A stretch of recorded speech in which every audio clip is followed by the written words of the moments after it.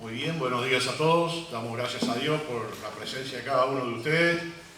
Esperamos tener un buen tiempo de la palabra de Dios para poder ser edificados y poder crecer en la palabra del Señor. Vamos a enfatizarnos en un versículo, pero tengo varios pasajes para leer hoy. Vamos a Primera de Pedro, capítulo 1, Primera de Pedro 1, 10 al 12. Primera de Pedro 1, 10 al 12. Vamos a ver en este tiempo de la palabra de Dios profecías del Antiguo Testamento que profetizaban de la venida del Mesías. Hay muchos pasajes bíblicos que vamos a ver, otros que no vamos a alcanzar a poder hacerlo porque son muchísimos, pero vamos a hablar sobre el Antiguo Testamento, sobre lo que se prometía en el Antiguo Testamento y se cumplieron en el Nuevo, cosas por las cuales nosotros, los que vemos ahora un poco para atrás y conocemos la historia de lo que fue Israel, de lo que fue la venida del Señor Jesucristo, de lo que fue la muerte, la resurrección, todo eso que ahora lo conocemos, pero ellos mismos, los antiguos, no lo sabían, ¿no? Y vamos a enfatizar un poco y hablar un poquito sobre eso. Pero vamos a leer el pasaje antes de orar. Primera de Pedro 1, 10 al 12. Los profetas que profetizaron de la gracia destinada a vosotros, inquirieron y diligentemente indagaron acerca de esta salvación, escudriñando qué persona y qué tiempo indicaba el Espíritu de Cristo que estaba en ellos, el cual anunciaba de antemano los sufrimientos de Cristo y las glorias que vendrían tras ellos. A esto se les reveló que no para sí mismo, sino para nosotros, administraba las cosas que ahora os han sido anunciadas por los que os han predicado el Evangelio por el Espíritu Santo enviado del cielo, cosas en las cuales anhelan mirar los ángeles. Vamos a orar. Amado Padre que estás en el cielo, otra vez, Señor, vamos a ti en oración, entregando el tiempo de la palabra. Señor, edifica nuestros corazones, tengamos a bien entender las Escrituras, poder, Señor, discernir sobre lo que está escrito en la palabra de Dios y confiar en ese Señor, en ese Dios maravilloso que tiene preparado para nosotros. Bendice, Señor, este tiempo en el nombre de Cristo Jesús. Amén. Los cristianos de todos los tiempos y los cristianos que estaban en este tiempo que el apóstol Pedro estaba poniendo estos versículos, estaban sufriendo persecución. Los incrédulos se burlaban de ellos como siempre hacen hacia los cristianos. ¿O acaso usted no ha recibido alguna burla del por qué está en la iglesia, por qué lee la Biblia, por qué sigue el camino? Creo que la mayoría de nosotros sentimos la negación de parte de nuestra familia, amigos, compañeros de trabajo, etcétera, que nos conocen, que saben que nosotros somos cristianos, inmediatamente se burlan de nosotros. Bueno, en este tiempo se estaban burlando de los cristianos. Y el apóstol Pedro, escribiendo estas notas, me gusta cuando termina el versículo 12, que ya lo vamos a tocar, cuando dicen que estas cosas las anhelan mirar los ángeles. ¿Y qué diferencia entre los ángeles y nosotros? Voy a hacer un paréntesis pequeño que no lo tenía previsto. Los ángeles no están en la misma posición que nosotros. Nosotros estamos como hijos de Dios sobre los ángeles. O sea que nosotros tenemos las herencias celestiales, las herencias eternas, y los ángeles están para servirnos a nosotros. Desde ahora lo están haciendo y nosotros no los vemos, algún día los veremos y sabremos cómo nos cuidan. Frente a esta situación, los cristianos se sintieron tentados a hacer lo mismo, avergonzarse del Evangelio y desear lo que tienen los impíos.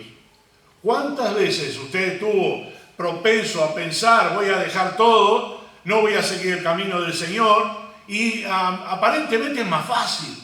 Es más fácil no ir a la iglesia, es más fácil que nadie te ponga prohibiciones, es más fácil no seguir las reglas bíblicas y hacer lo que uno quiere.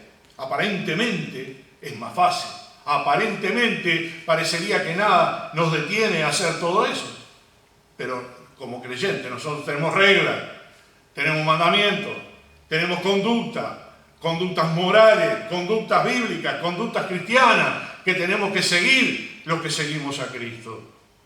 Y la gente del mundo nos hace creer que el Evangelio es una tontería y que mejor que lo que ellos pueden ofrecernos, pero no saben el final de todo. Las historias siempre fueron iguales. Desde el tiempo de Adán y Eva, Satanás le dijo a la mujer que probara del fruto, que iba a ser como Dios, iba a conocer el bien y el mal, pero no le dijo el final, cómo iba a terminar. Y así fue tentada, y así fue su esposo. Y así la naturaleza humana, los humanos perdieron la santidad por culpa del engaño del tentador. Y hoy en día pasa lo mismo. El tentador está para tentar y está para probar a los creyentes. Inmediatamente que nosotros vamos a demostrar que somos cristianos, inmediatamente vamos a tener persecución, vamos a ser avergonzados, vamos a ser despreciados. Se burlan de nosotros cuando hablamos de Cristo. Y en nuestra cabeza viene el pensamiento de ¿por qué estamos creyendo algo tan tonto? O leyendo la Biblia, o yendo a la iglesia. Sin embargo, Pedro nos muestra en este Evangelio que lo que hemos creído tiene mucho valor. Y lo termina diciendo, como le dije recién en el versículo 12, cosas que anhelan mirar los ángeles. Ellos no tienen el mismo beneficio que nosotros. Lo que el mundo puede ofrecernos no se compara con la gracia de Dios que nos da en el Evangelio. Vamos a ver el pasaje que acabamos de leer, el versículo 10. Los profetas que profetizaron de la gracia destinada a vosotros, inquirieron y diligentemente indagaron acerca de esta salvación, escudriñando qué persona y qué tiempo indicaba el Espíritu de Cristo que estaba en ellos, el cual anunciaba de antemano los sufrimientos de Cristo y la gloria que vendrían tras ellos. En el Antiguo Testamento habla de Cristo. Quizás no lo menciona como Mesías, quizás no lo nombra como Cristo, quizás no lo nombra de la misma forma que lo está nombrando en el Nuevo Testamento, pero vamos a ver similitudes donde ahí podemos ver las profecías que estaban al Señor Jesucristo. Los profetas hablaron sobre la gracia que vendría hacia nosotros. Y esa gracia se refiere a la salvación que Cristo nos ha dado. En este contexto, el autor ha hablado sobre la nueva vida y la esperanza que recibimos a través de la obra de Cristo. Por eso, más adelante se dice que ellos indagaron sobre el tiempo de los sufrimientos y la gloria del Mesías. Mediante esto, el Señor Jesucristo ahí nos entrega la salvación. Entre la muerte y resurrección del Señor Jesucristo.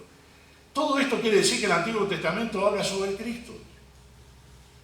Nosotros decimos que somos una iglesia neotestamentaria, nuevo testamentaria. ¿Sí? Lógicamente Jesucristo vino a fundar una iglesia, la fundó con sus discípulos, allí sobreedificaron los discípulos sobre esos fundamentos, y así a través de los siglos los creyentes fueron sobreedificando la iglesia y hoy nos toca a nosotros hacerlo.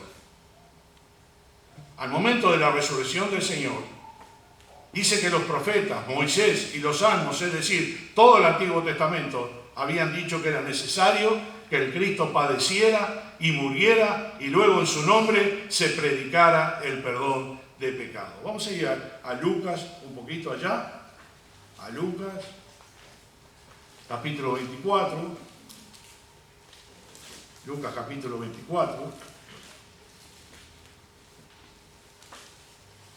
versículo 25.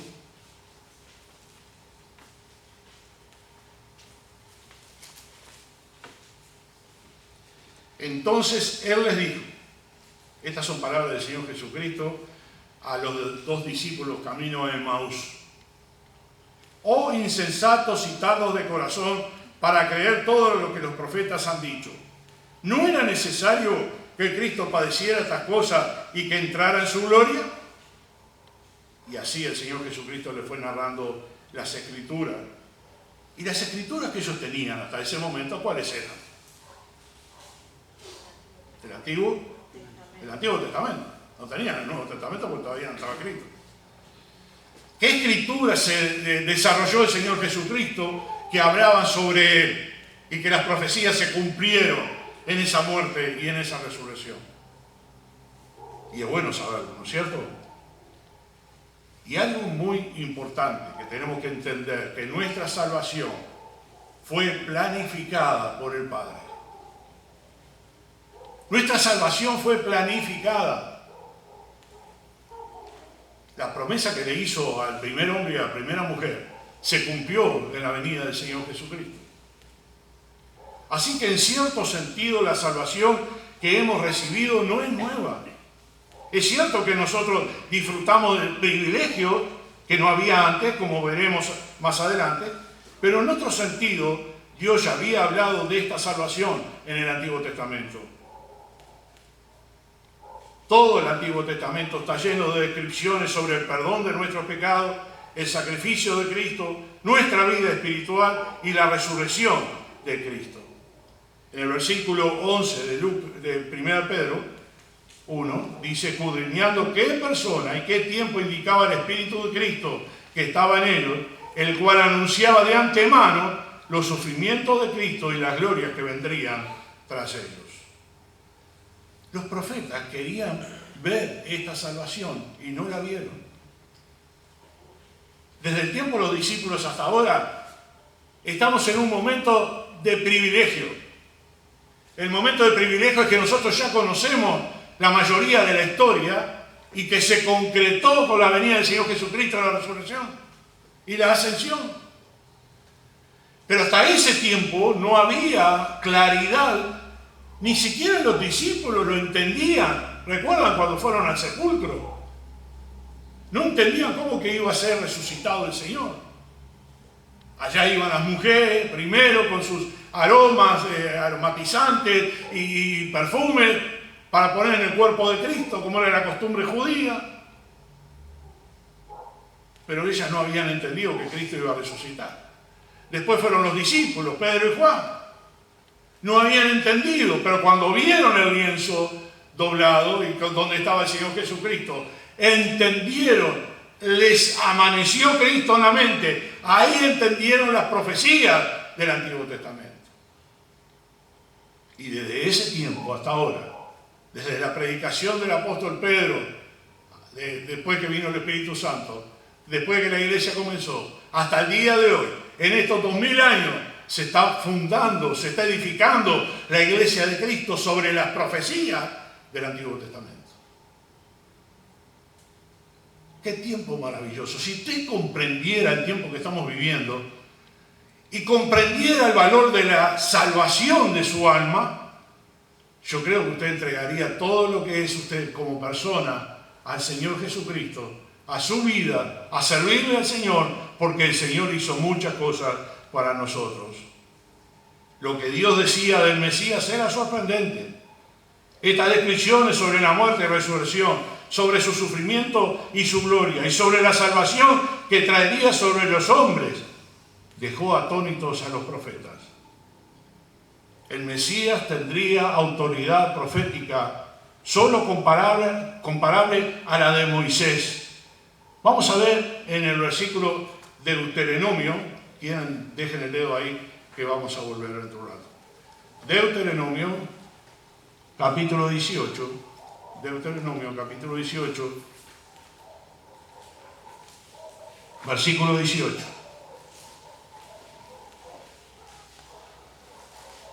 Deuteronomio 18, 18 dice, profeta les levantará de en medio de sus hermanos como tú, y pondré mis palabras en su boca, y él las hablará todo lo que yo le mandare.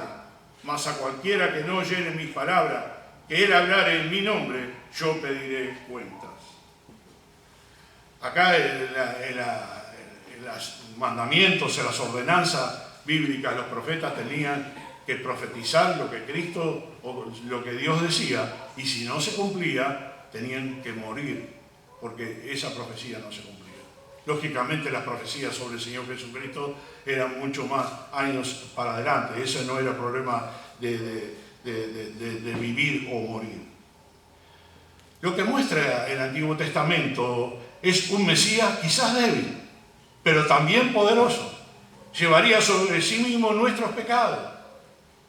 Vamos a ir a un capítulo que a los israelitas no les gusta mucho, y está en el Antiguo Testamento. ¿Qué capítulo no les gusta ni siquiera leerlo? Isaías 53, muy bien, hermana. Isaías 53. Ese capítulo lo quieren hasta borrarlo, porque ahí habla muy claro del Señor.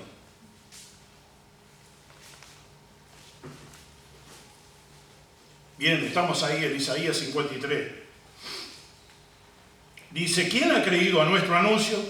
¿Y sobre quién se ha manifestado el brazo de Jehová? Subirá cual renuevo delante de él y como raíz de tierra seca. No hay parecer en él ni hermosura.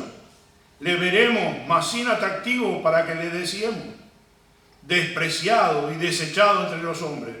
Varón de dolores, experimentado en quebranto, y como que escondimos de él el rostro, fue menospreciado y no lo estimamos.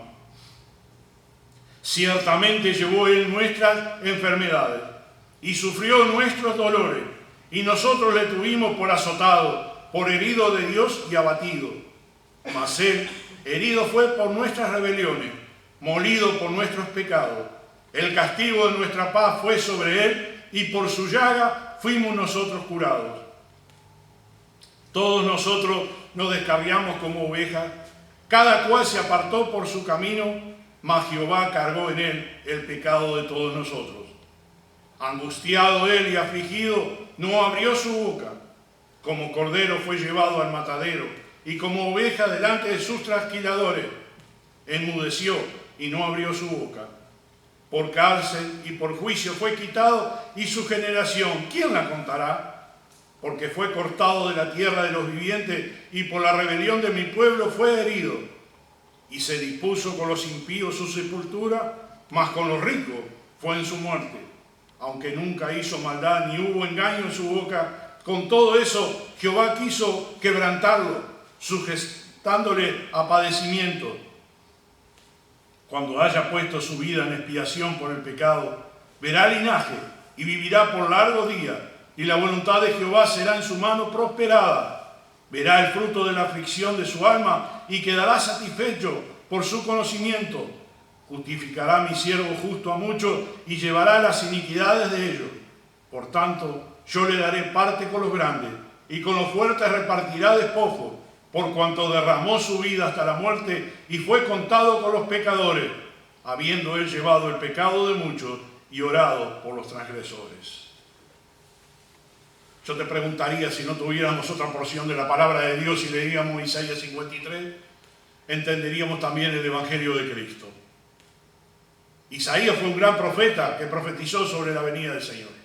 Y hay otros profetas que ya vamos a ir desarrollando un poquito más sobre el tiempo que lo vamos a ver. Vamos a ir al capítulo 49 de Isaías también, versículos 6 y 7.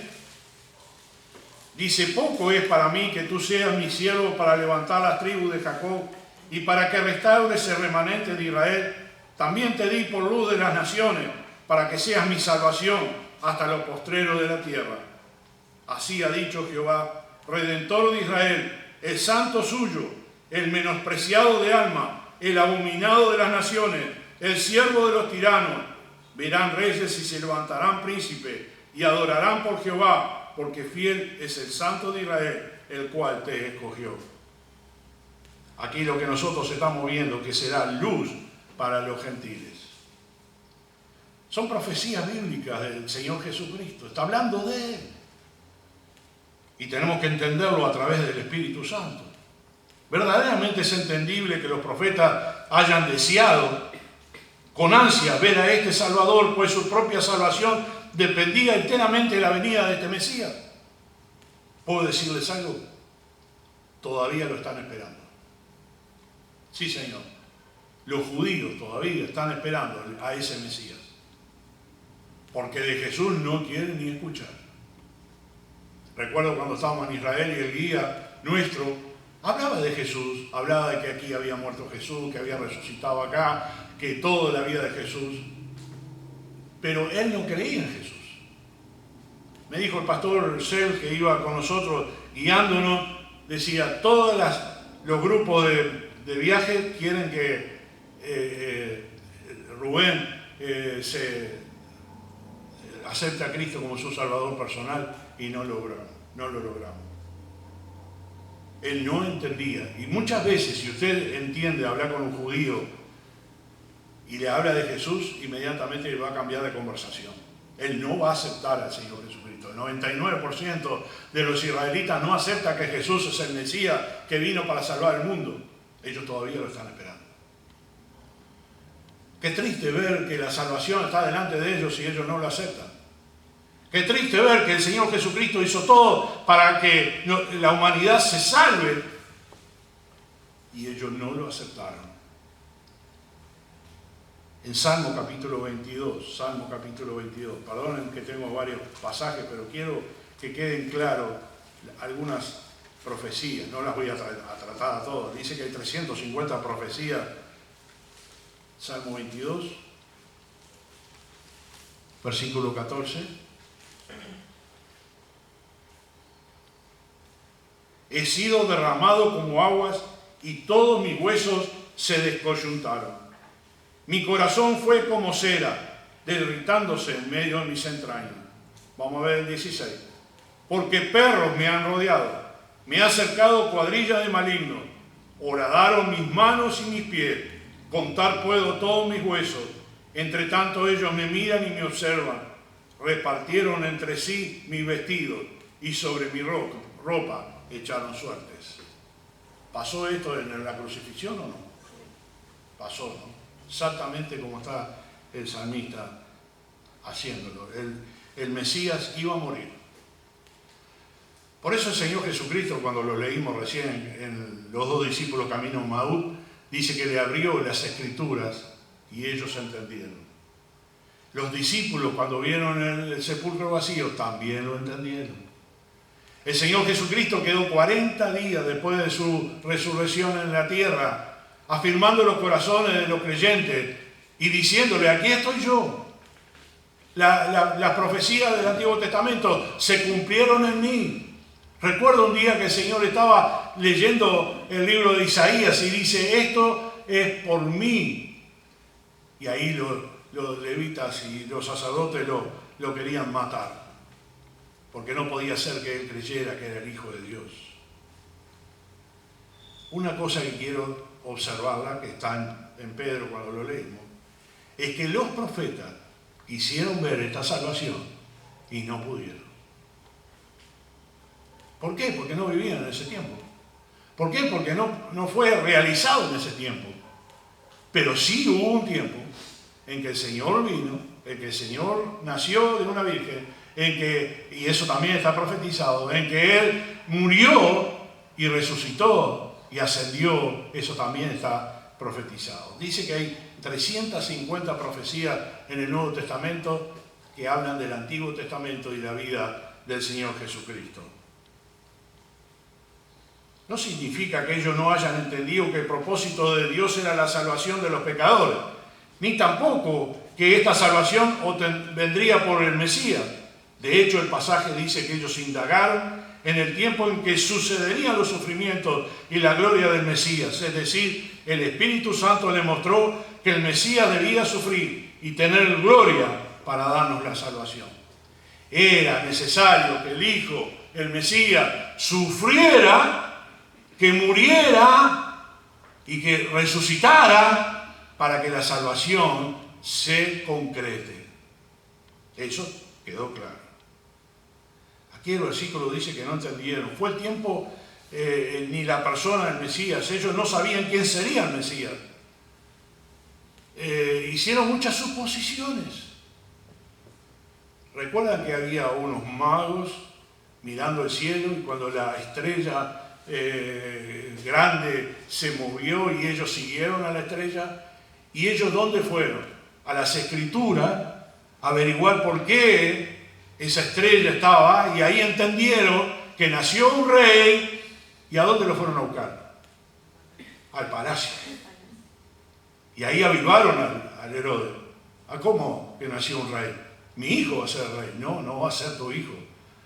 Va a ser Jesucristo, el Mesías prometido. Y ahí recuerdan que los magos fueron al palacio. El faraón, el Herodes le dijo, bueno, cuando encuentren al niño, háganmelo saber.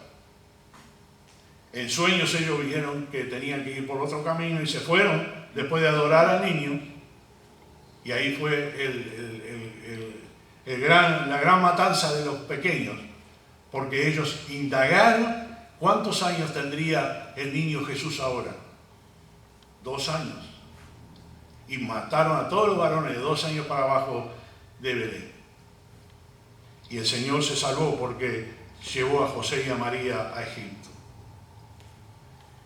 También la palabra de Dios en Miqueas 5:2 dice que Él nacería en Belén.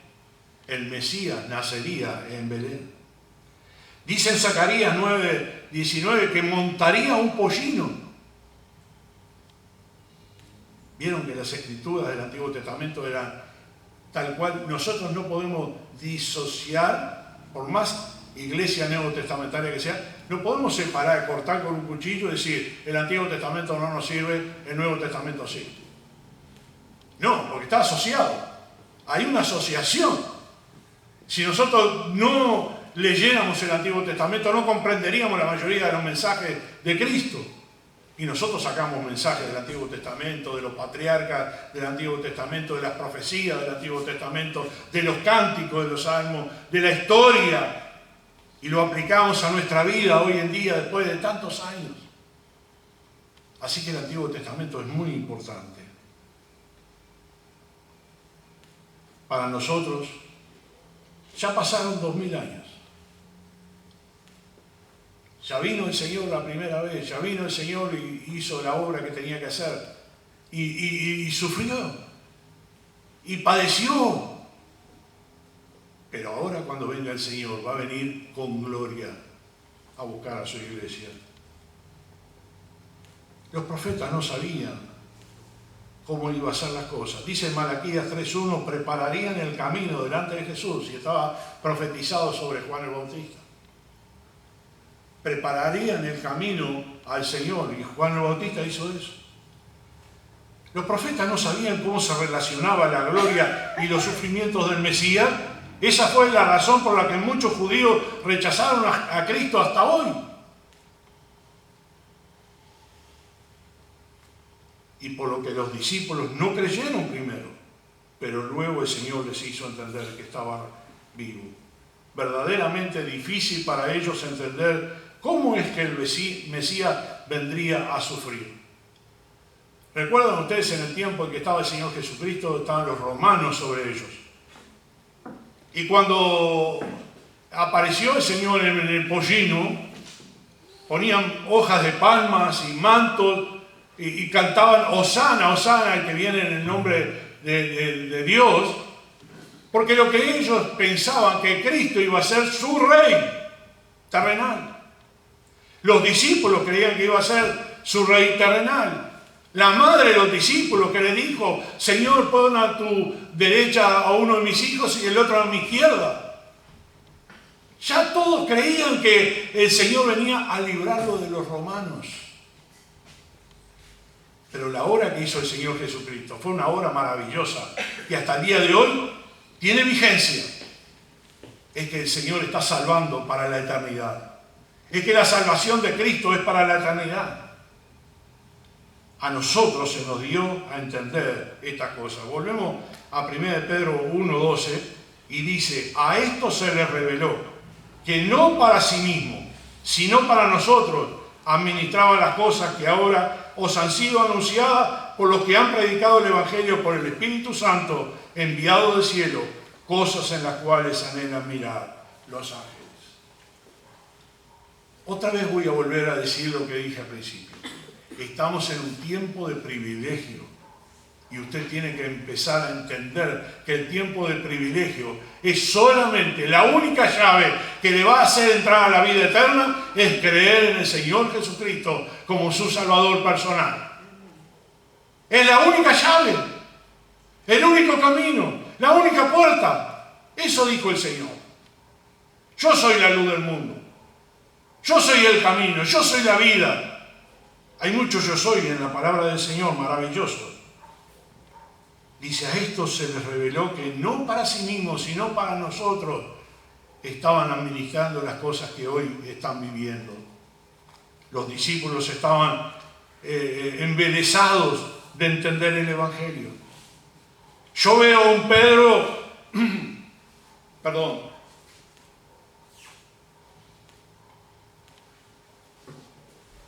veo a un Pedro envalentonado antes que el Señor muriera, diciéndole al Señor que no se haga daño, que él iba a morir en lugar del Señor. Veo a un Pedro sacar la espada y cortarle la oreja a uno de los soldados, y veo a un Pedro negando al Señor esa misma noche, antes que el gallo cantara. Y luego más adelante, en unos días nada más, veo a un Pedro predicar con el mensaje más maravilloso que hubo, donde se salvaron una cantidad de miles de personas, una vez 3.000, otra vez 5.000. ¿Qué pasó, Pedro? ¿No eres la misma persona? ¿No tenías miedo que te mataran cuando el Señor Jesucristo lo matara? ¿Por qué negaste al Señor aquel día? Por debilidad, por angustia, por poner las cosas terrenales antes de las celestiales. Y después cómo se malentonó en el Espíritu, porque fue después que vino el Espíritu Santo en el Pentecostés y predicó lo que predicó y la gente se arrepintió y fue salva. ¿Qué vemos en ese cambio? Que ahí Pedro entendió el mensaje como los otros discípulos. El Señor se les apareció en el aposento alto estando la puerta cerrada y se puso en medio de ellos y le dijo: dame de comer, y le dieron un panal de miel. Y el Señor comió delante de ellos. No era un fantasma, era la realidad, era un ser creado. Así que era necesario que el Cristo viniera a morir, y era necesario que el Cristo resucitara, y era necesario que el Cristo preparara a su iglesia, y era necesario que tuviera discípulos para continuar esa iglesia con el Espíritu Santo. Hubo un proceso y un cumplimiento de las Escrituras. Como dije al principio, no puedo tratar todas las Escrituras del Antiguo Testamento, pero hay muchísimas Escrituras que hablan sobre este tiempo que el Señor venía a cumplir. Y tú y yo, si creemos en el Señor Jesucristo, somos salvos. Tú y yo podemos llevar este mensaje al mundo y decirle: si crees en el nombre de Cristo, serás salvo. No hay otro nombre dado a los hombres en el cual tendremos salvación, solamente en el nombre de Jesús. No hay otro camino. Miraba ayer la gente que estaba en Florida, en San Cono, y lo que decían: el San Cono cumple, que esto, que lo otro, miles de personas moviéndose a través del territorio uruguayo, haciendo excursiones, poniendo plata, donando sus bienes y todo para San Cono, que San Cono cumple.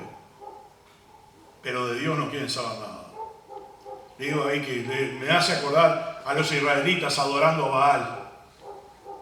Se inclinaban ante una imagen.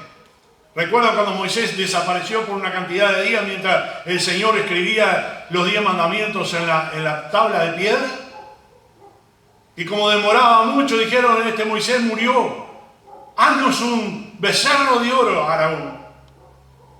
Y Aarón les hizo un becerro de oro, se inclinaron frente al becerro y dijeron al becerro: tú eres el que nos sacaste de Egipto. ¿Pero qué mentalidad estamos hablando? La gente que se moviliza por todo el mundo para adorar imágenes. ¿Por qué no adoran al Creador? Hay una frase que usa mucho la gente, dice la madre tierra. ¿Escucharon esa frase, no? La madre tierra. Adoran al sol, adoran a la luna, adoran a los árboles, adoran a la creación, adoran como la India a las vacas. ¿Por qué no adoran al Creador de todas esas cosas? ¿Por qué no creen en el mensaje bíblico? ¿Por qué no van a Cristo a entregar su vida y ser salvos? Si ese es el único camino, es la única puerta, es la única llave.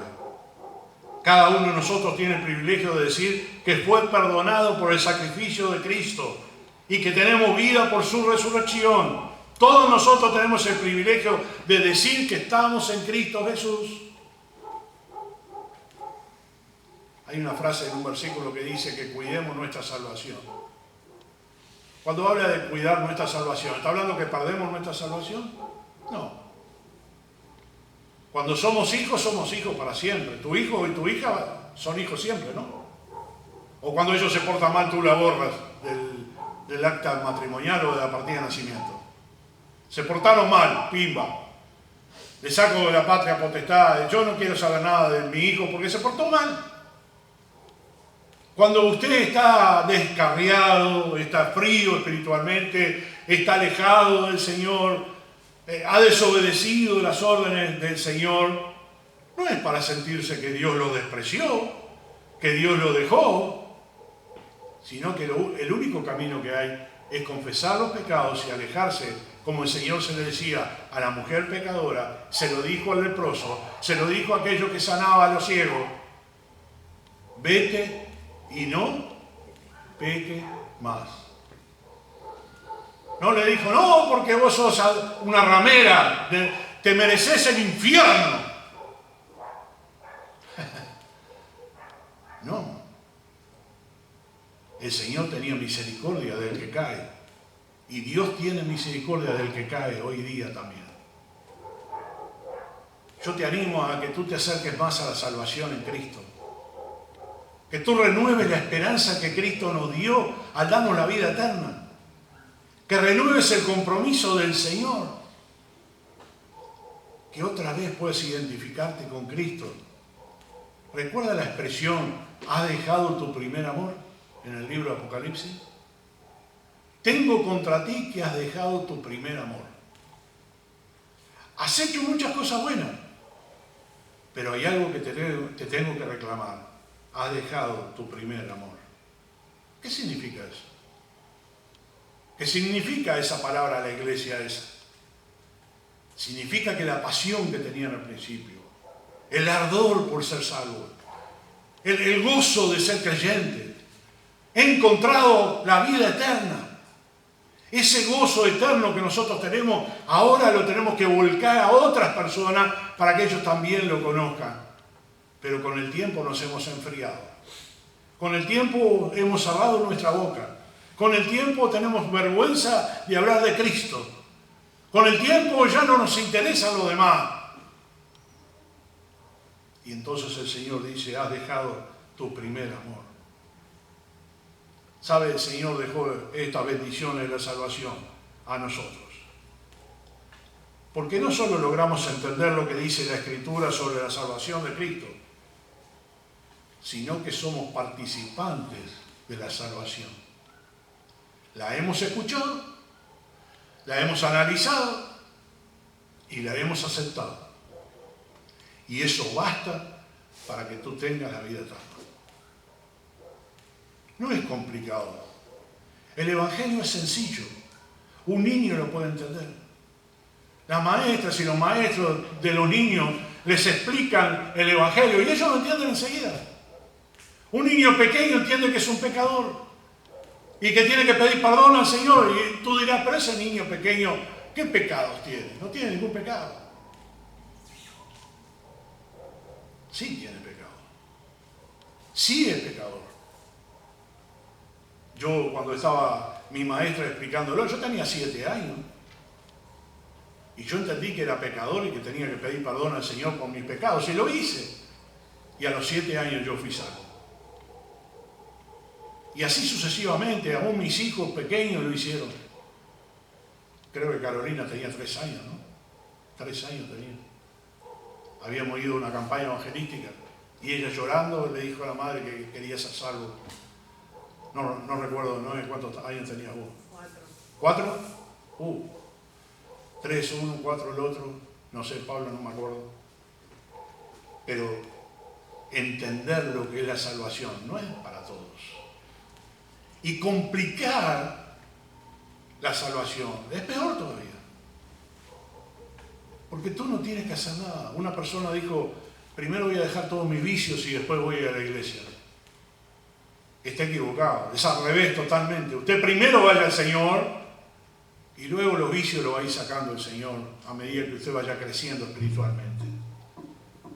Pero es necesario primero que usted venga a Cristo Es necesario que usted acepte a Jesús como su Salvador personal ahora, en este tiempo. Primeramente, tenemos que ser salvos. Sabe, todas estas cosas fue mostrada en el Evangelio de Cristo.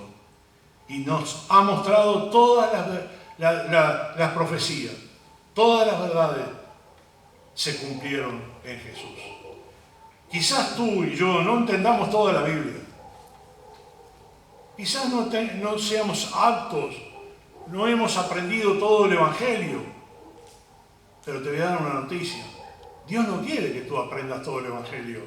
Dios quiere que primero tú aceptes a Cristo como tu Salvador personal.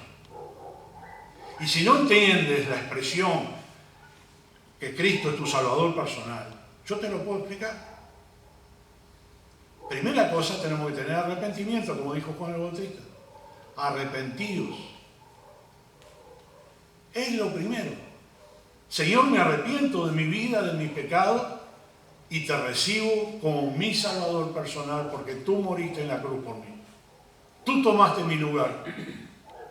Y ahora acepto ese sacrificio. Tú eres el Hijo de Dios y creo en ti. Con estas palabras y con ese corazón dispuesto, nosotros ya somos salvos.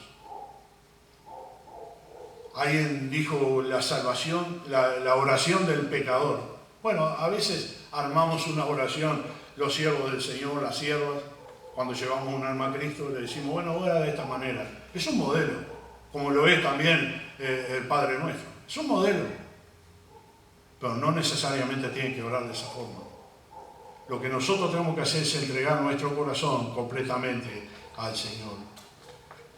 La palabra Mesías es una palabra que significa ungido.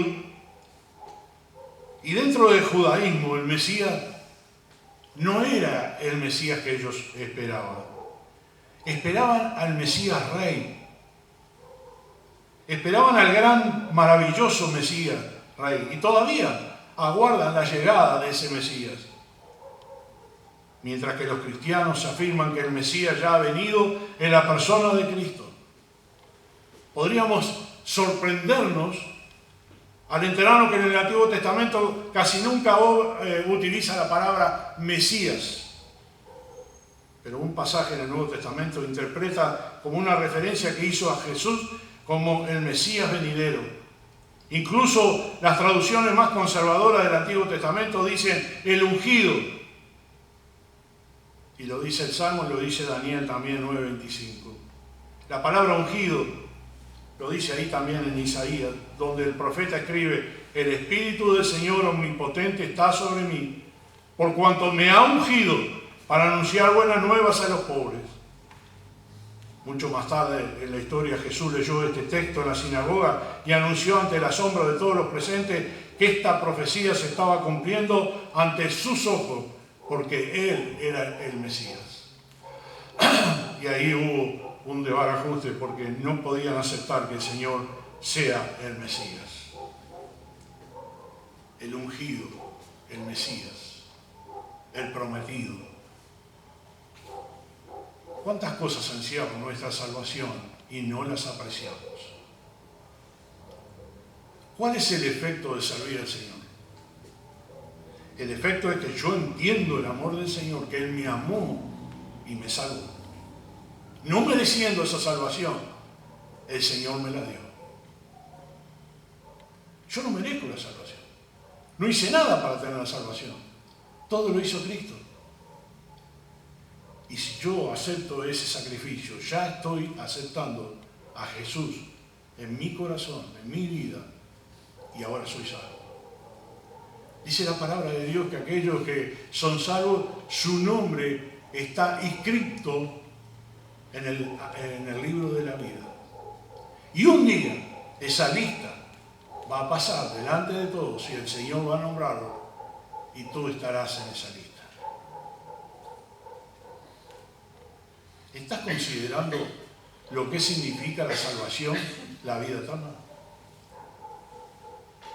¿Por qué hay muchas personas que lo entienden y entonces vuelcan toda su alma y su corazón a servir al Señor? ¿Y por qué hay tan poca gente que entiende lo que Jesús hizo en su vida y no son capaces de hacer nada por Él? el impacto es entender, es comprenderlo. ¿Sabe cuando yo entendí más de Dios? Fue en el instituto. Cuando yo estaba en el seminario, en el instituto, cada vez que aprendí algo de esas materias, más amaba al Señor. Muchas veces en lágrimas con los compañeros que teníamos, con los profesores, al haber entendido lo que Cristo hizo por nosotros. Al profundizar las Escrituras, entendemos lo que Cristo hizo por nosotros. Y no hay otra cosa que dedicarle la vida al Señor y decir, Señor, me entrego a ti, no solamente para ser salvo, sino para servirte, porque tú hiciste esto por mí. ¿Entiendes eso? Yo te voy a preguntar algo. ¿Cuánto crees que vale la salvación en el cielo? ¿Cuánto vale? La sangre de Cristo la pagó. No hay precio para ser rescatado del infierno y ir a la presencia de Dios. No hay precio.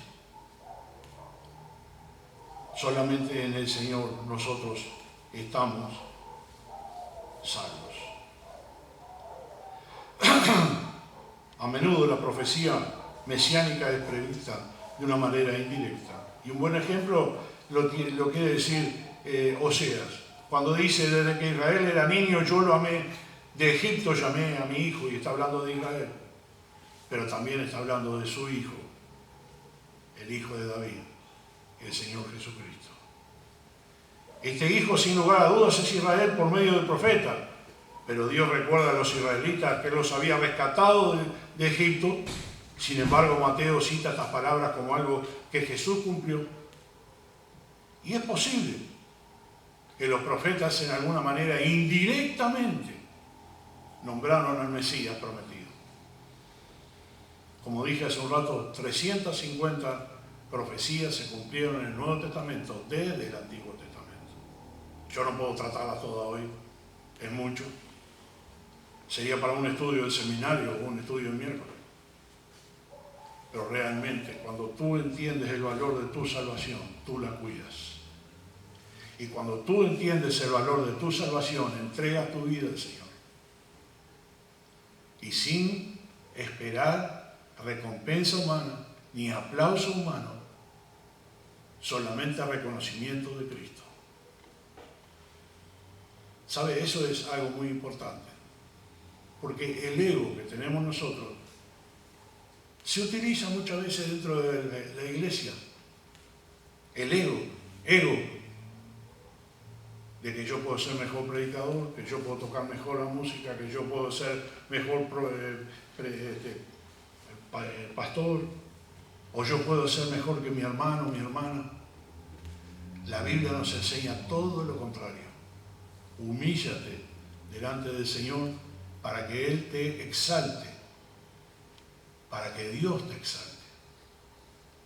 Siervos del Señor, predicadores, maestros, los que están en algún ministerio, humíllense delante del Señor todos los días y digan que lo que están haciendo es lo mínimo que tienen que hacer, porque Él entregó su vida por nosotros.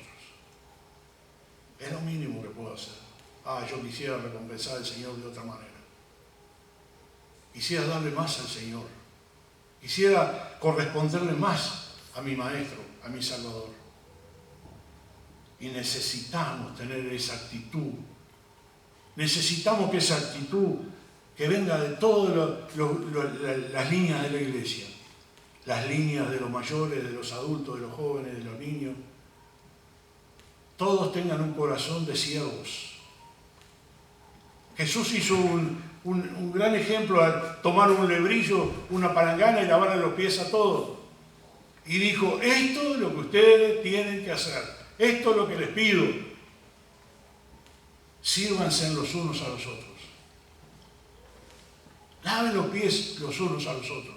Humíllense, porque esa posición de lavar los pies es una posición de humillación. ¿Quién lavaba los pies a los demás? Eran los siervos.